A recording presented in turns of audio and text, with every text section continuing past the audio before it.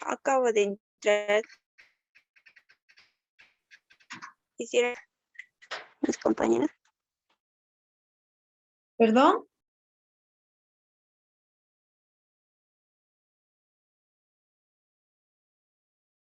Livia.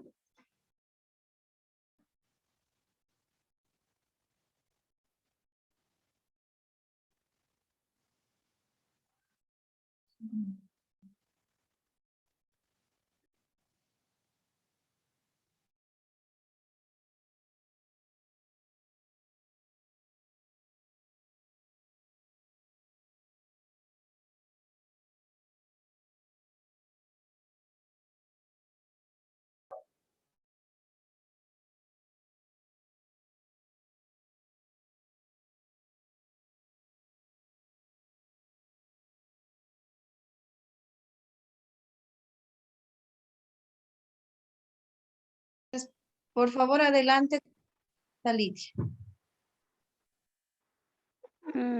Ya, pues pueden servirnos para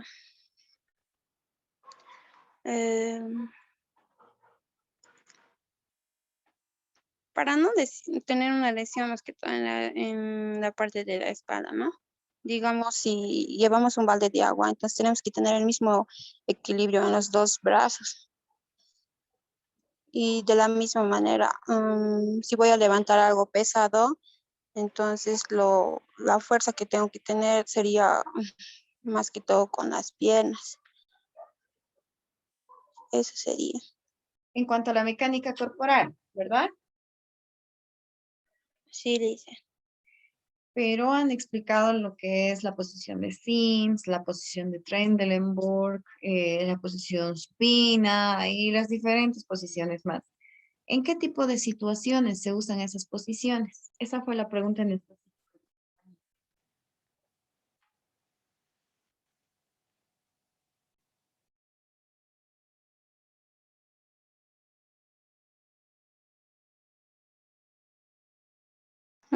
Ya. Ahora,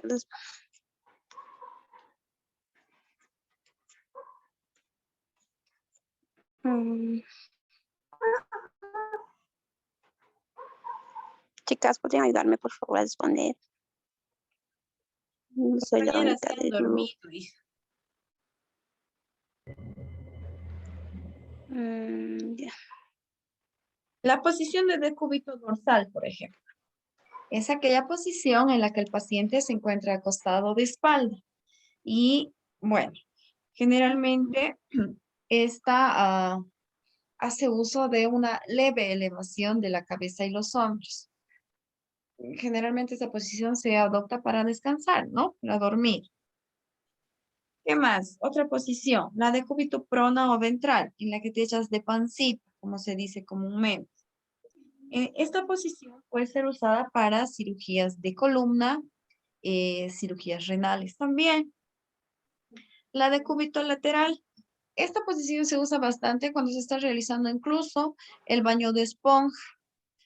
Se pone de lateral derecho o de lateral izquierdo. Otra posición, la de Fowler. La posición de Fowler y la de semi-Fowler son dos posiciones en las que la cabeza del paciente se encuentra elevada a 30 grados, posición de semi-Fowler, y a 45 grados en la posición de Fowler. Este tipo de posiciones se aplica mayormente en pacientes que no pueden respirar muy bien estando acostados en decúbito dorsal o tienen alguna dificultad respiratoria o en pacientes que también padecen de alguna arritmia cardíaca, puede ser. Después está la posición de litotomía o ginecológica. Como bien dice su nombre, es la posición ginecológica.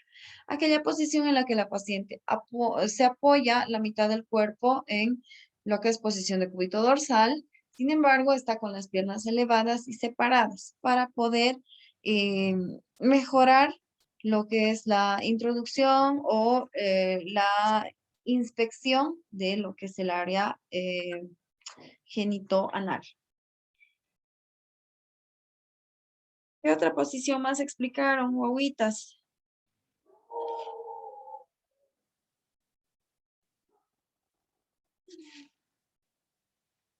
La de Trendelenburg es una posición en la que se elevan los pies, solamente los pies. El paciente está en decúbito dorsal y sus pies están ligeramente elevados, a unos 30 grados igual. Esta posición se utiliza también en pacientes posoperadas de varices. ¿Qué otra posición, huevitas?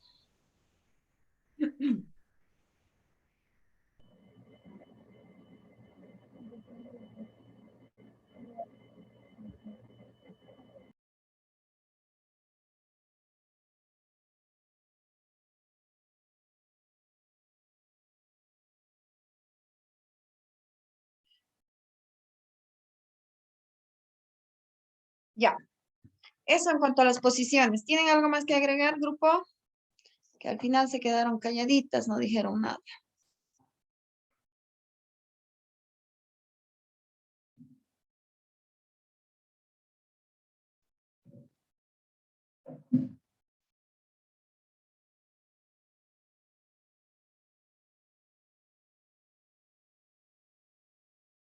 Entonces, daremos inicio con la retroalimentación de los temas del día de ayer. ¿Les parece? Tenemos 3 exposiciones ya realizadas con los grupos que había predispuesto de inicio. ¿Estamos? ¿Estamos? Sí, ¿Se escucha? sí, Estoy hablando sola. se escucha, Alicia. Está bien, Lice.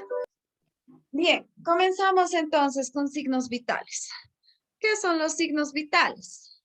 Estos son indicadores que nos van a ayudar a evaluar el estado de salud de una persona, ya que estos mismos valoran las funciones básicas del cuerpo humano, que son respiración, temperatura, pulso y presión arterial. Además, ofrecen información necesaria sobre el bienestar físico del paciente.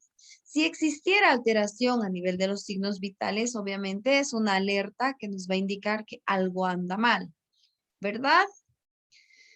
Entonces, entre los signos vitales que vamos a realizar control, como la parte de enfermería, tenemos frecuencia cardíaca o conocida como pulso, frecuencia respiratoria, presión arterial o también llamada tensión arterial, temperatura corporal, oximetría de pulso, llenado capilar y también valoramos lo que es el reflejo pupilar.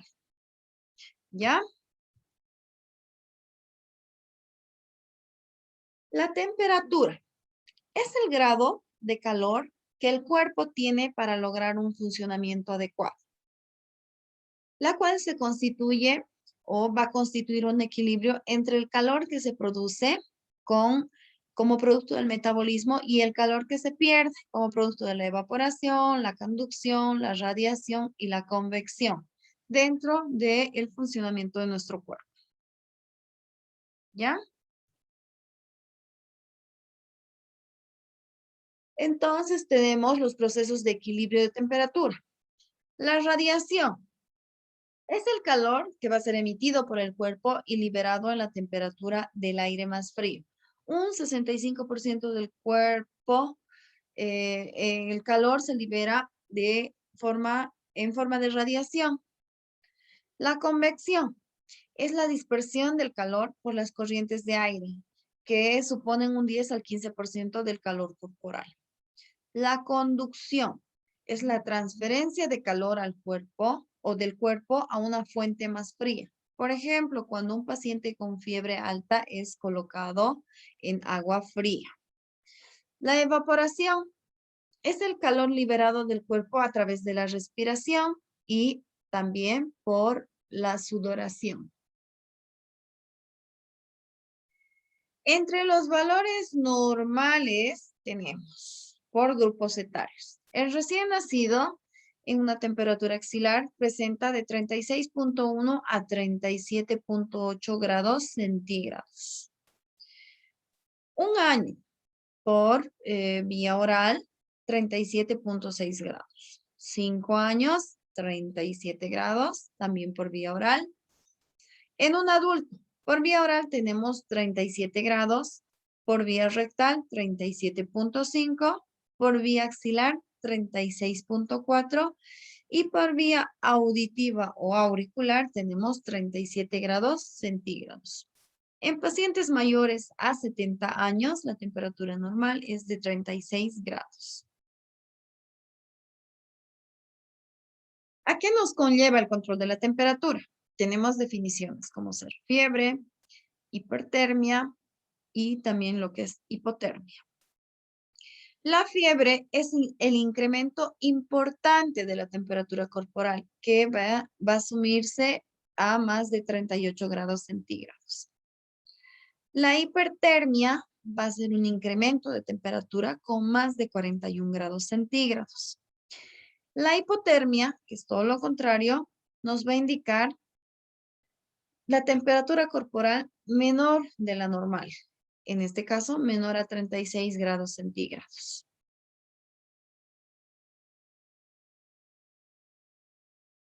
Entonces, entre los factores que modifican la temperatura tenemos la edad, por si se han dado cuenta, en el cuadro anterior no es lo mismo la temperatura de un recién nacido con el de un adulto mayor, ¿verdad? Entonces, bebés y niños tienen una temperatura corporal más alta que los adultos y los adultos mayores tienen una temperatura un poco más inferior a la normal. También interfiere lo que es el género. Las mujeres pueden experimentar un ligero aumento al momento de la ovulación, que puede ser de 0,5 a 1 grado centígrado en el aumento de su temperatura corporal durante los días que se encuentra ovulando. El ejercicio físico. El ejercicio físico va a aumentar la temperatura como resultado del aumento de la contracción muscular y el aumento del flujo sanguíneo que va a ser causado por una mayor actividad cardiovascular. Las emociones como el llanto y la ira pueden causar aumentos en la temperatura corporal, el embarazo. Un aumento en el metabolismo durante el embarazo puede hacer que la temperatura corporal también pueda verse elevada. En casos de infección, una temperatura elevada puede ser uno de los primeros signos o síntomas de una infección. La fiebre es la forma en la que el cuerpo combate o elimina organismos infecciosos. Por eso, cuando hablamos del proceso infeccioso, mencionamos que el aumento de temperatura o la hipertermia es un signo principal de infección. Las drogas pueden aumentar la actividad muscular o el metabolismo, lo que a su vez aumenta también la temperatura. ¿Verdad? Ahí estamos bien, ¿se entiende? ¿Se escucha? Sí, Lice.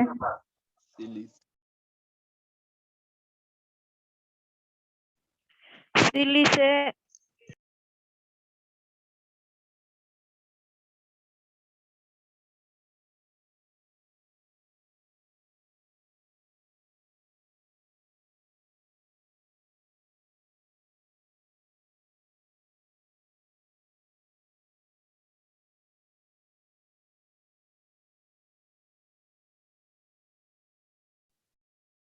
Entonces, continuamos con el procedimiento de la temperatura oral. Colocamos el termómetro, en este caso el termómetro de mercurio, a 34 grados centígrados. Y si es un termómetro electrónico, simplemente presionamos el botón para realizar la toma. Se coloca el termómetro debajo de la lengua, en un costado y hacia atrás. Debemos aconsejar que no se abre durante el procedimiento y que se cierre bien los labios alrededor del termómetro. Los labios, no los dientes, por favor, recomienden eso. Se debe retirar después de 3 a 5 minutos hasta que marque la señal y observar cuánto marca el termómetro. La temperatura en la membrana timpánica. Tomar el termómetro con la mano dominante y con la otra tirar suavemente hacia arriba en el caso de los adultos y hacia abajo en el caso de los niños y afuera. En el caso de los adultos hacia arriba y afuera y en el caso de los niños hacia abajo y afuera también para visualizar el orificio auditivo. Insertar la punta suavemente cubierta de un plástico de la sonda por el canal auditivo. Activar el termómetro y observar la lectura. Retirar suavemente el termómetro. En este caso, los termómetros ópticos generalmente son ya termómetros que son digitalizados, son a pilas. La temperatura axilar y rectal. La temperatura axilar es 5 grados más baja que de la misma persona tomada por la vía oral. En cambio, la temperatura rectal es 5 grados más alta que la temperatura tomada por vía oral. También hay un método para tomar la temperatura por la arteria temporal en el caso de recién nacidos. Se coloca la sonda en el centro de la frente y se presiona el botón. Mantener presionado el botón y deslizar lentamente en la línea media a través de la frente hacia la línea del cabello. Levantar la sonda de la frente y colocarla detrás de la oreja. Soltar el botón y registrar la temperatura. Este tipo de instrumentos son ya digitales, pero para que vayan conociendo un poquito, esto se usa más en el área de neonatología. ¿Ya? Es más específico para esa área. Pasamos a lo que es el pulso. El pulso es la cantidad de veces que el corazón late por minuto. Es la ola de sangre que recorre el cuerpo cuando el corazón se contrae.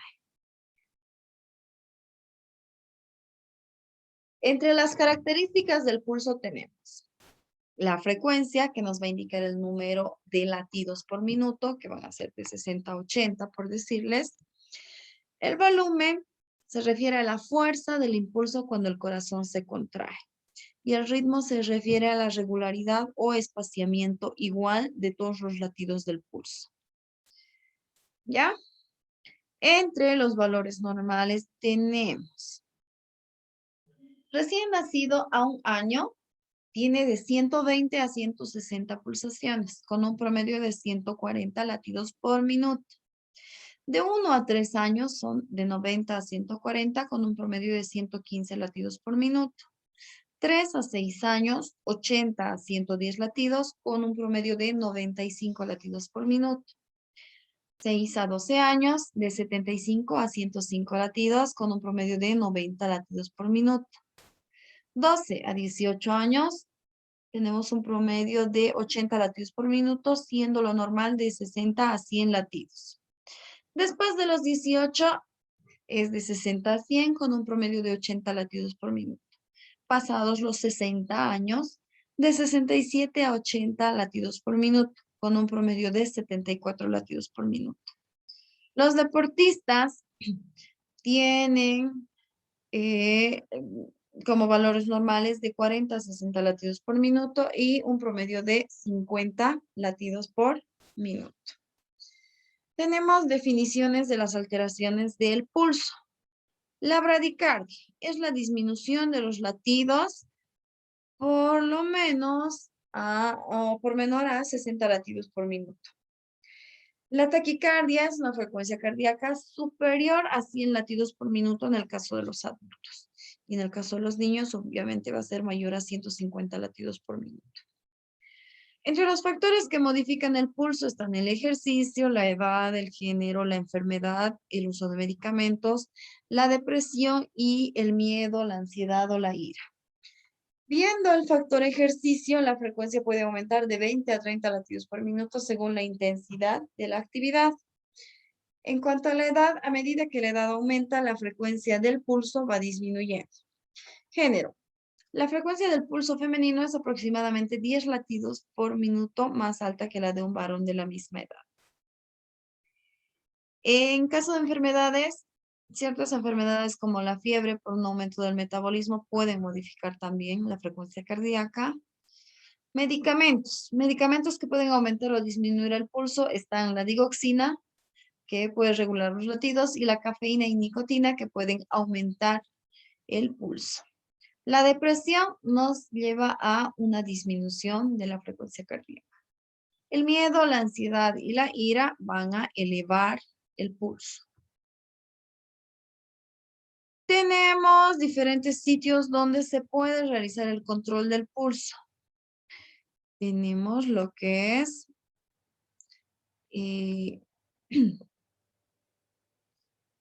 El pulso braquial, el pulso radial, pulso carotidio, pulso femoral, popliteo, que está detrás de la rodilla, y el tibial posterior, y también se puede percibir el pulso. Dorsal pedis, que está en la parte del MP, y la apical, que es el pulso central. Generalmente el pulso central se realiza el control por auscultación con lo que es un estetoscopio, la ayuda de un estetoscopio. Pasamos a lo que es la frecuencia respiratoria. La frecuencia respiratoria hace referencia al número de veces que va a respirar una persona en un minuto. La respiración tiene dos fases, que son la inspiración y la expiración. La inspiración hace referencia a la introducción de aire en los pulmones y la expiración a el sacado de dióxido de carbono o sacado de aire también, que se realiza durante un minuto. ¿Ya? Entre las características que se van a valorar durante la respiración tenemos la valoración de la frecuencia, que hace referencia al número de respiraciones por minuto. El ritmo respiratorio, que se refiere al espacio regular e igual de las respiraciones. La profundidad es el volumen de aire que se inhala y exhala. Se describe como superficial o profunda. La hiperventilación son respiraciones profundas y rápidas. Y la hipoventilación hace referencia a respiraciones superficiales y lentas. En cuanto a los sonidos respiratorios, tenemos que las respiraciones normales no tienen ningún tipo de sonido perceptible. Ahora, lo que sí son ruidos anormales en cuanto a la respiración, podemos mencionar a el estridor, que es un sonido estridente y áspero que se escucha mejor durante la inspiración. Este tipo de sonido suele ocurrir cuando hay una vía respiratoria bloqueada. ¿Ya? El estertor son ruidos como una especie de ronquidos durante la inspiración. Los crepitantes parecen papel triturado causado por la acumulación de fluidos en campos pulmonares. El roncos son sonidos bajos emitidos en la garganta que se escuchan en pacientes que padecen de neumonía, bronquitis crónica y ese tipo de afecciones. Las sibilancias son similares a los roncos, pero vienen de forma más aguda y cuando las vías son severamente obstruidas. La respiración de Cheyne-Stokes. Esta respiración es irregular y puede ser lenta y superficial al principio y luego puede ser rápida y profunda. Puede detenerse por unos segundos y antes de comenzar nuevamente el patrón. En los valores normales tenemos el recién nacido hasta el año tiene de 30 a 50 respiraciones con un promedio de 35 respiraciones. Niños de 1 a 3 años de 23 a 35 respiraciones teniendo un promedio de 30. De 3 a 6 años de 20 a 30 teniendo un promedio de 25. De 6 a 12 de 18 a 26 teniendo un promedio de 22.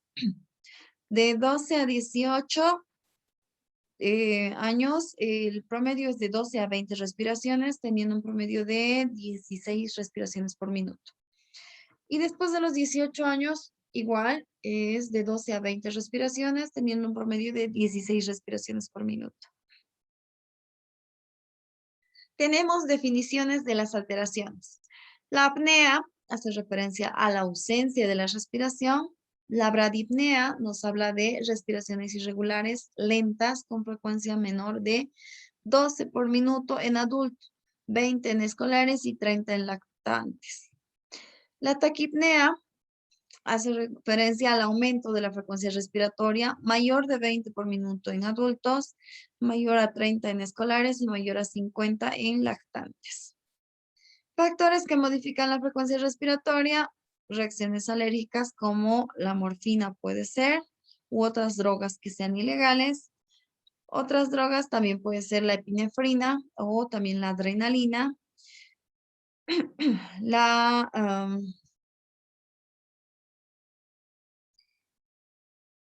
El dióxido de carbono en sangre, al verse disminuido, también va a disminuir la frecuencia respiratoria.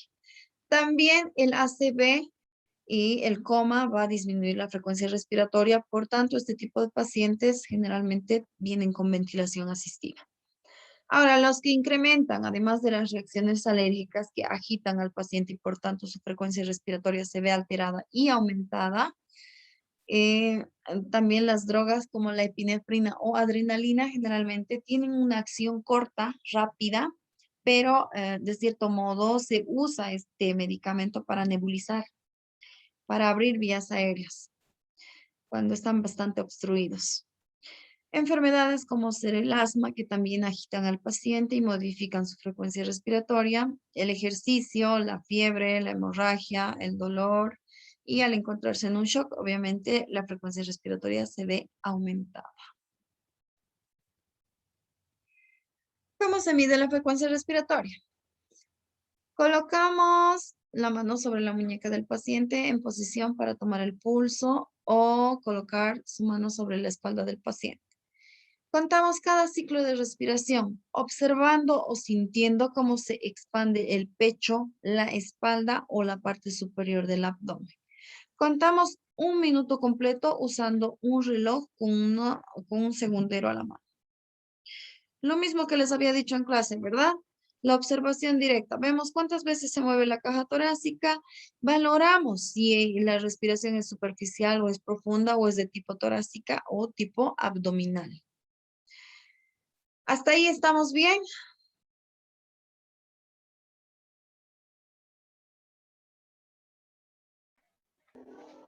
Sí, Durmiendo, Sí. Giovanna.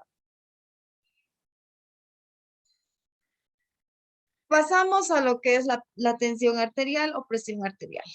La presión arterial hace referencia a la fuerza que ejerce la sangre sobre la pared de las arterias, vasos sanguíneos de gran calibre que van a llevar sangre oxigenada a todo el cuerpo. Entonces, la tensión arterial se mide por dos componentes, la sístole y la diástole. La sístole hace referencia a la contracción del corazón y la diástole a la relajación del ventrículo que está en reposo y rellenado con sangre. Dentro de lo que son los valores normales de la tensión arterial tenemos en recién nacidos 75-55, 6 a 9 años 90-55, 10 a 15 años 165, 16 a adulto joven 117-76 y adultos 120-80 milímetros de mercurio, ¿verdad, Cleto? Que era mmHg.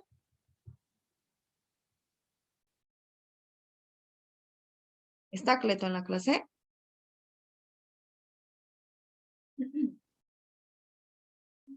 Milímetros de mercurio, Licen. Sí, milímetros de mercurio. La tensión arterial se mide en milímetros de mercurio. Bien, en cuanto a alteraciones de la presión arterial, tenemos lo que es la hipertensión, la hipotensión. La hipertensión habla de una presión arterial mayor a los límites normales de presión sistólica, que puede ser 140 milímetros de mercurio, y la diastólica, que puede ser 90 milímetros de mercurio. Arriba de 140-90 puede considerarse ya como hipertensión. Hipotensión hace referencia a la disminución de la presión arterial sanguínea, la presión sistólica menor a 90 milímetros de mercurio. Factores que modifican la presión arterial, que pueden disminuir la anemia, la cercanía con la muerte, el cáncer, cualquier tipo de cáncer, terapias con medicamentos, pueden ser medicamentos antihipertensivos, pueden ser narcóticos, analgésicos, diuréticos.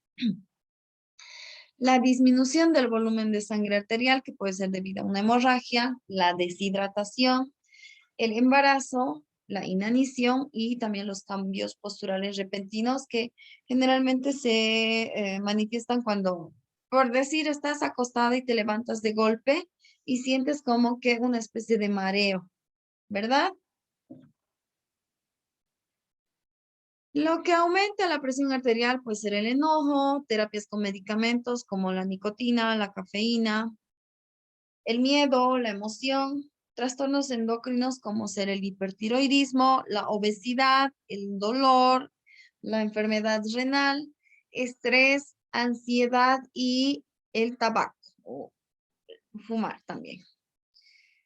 Entre lo que es el equipo para medir la presión arterial tenemos el esfingomanómetro, que es el relojito que tiene el tensiómetro.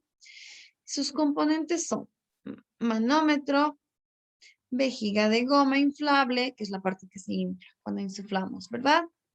Manguito y bulbo, el manómetro, que es una escala que registra la lectura de la presión real, y también existe esfingomanómetro de mercurio, esfingomanómetro anaeroide, esfingomanómetro electrónico. También se utiliza el estetoscopio, que se usa para detectar los sonidos producidos por la sangre o por la presión de la sangre.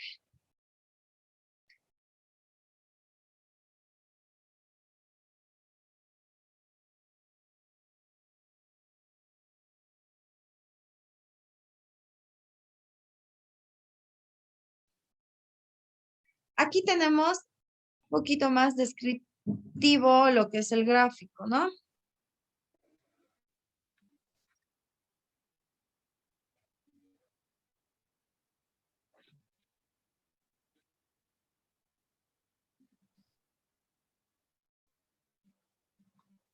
¿Se nota?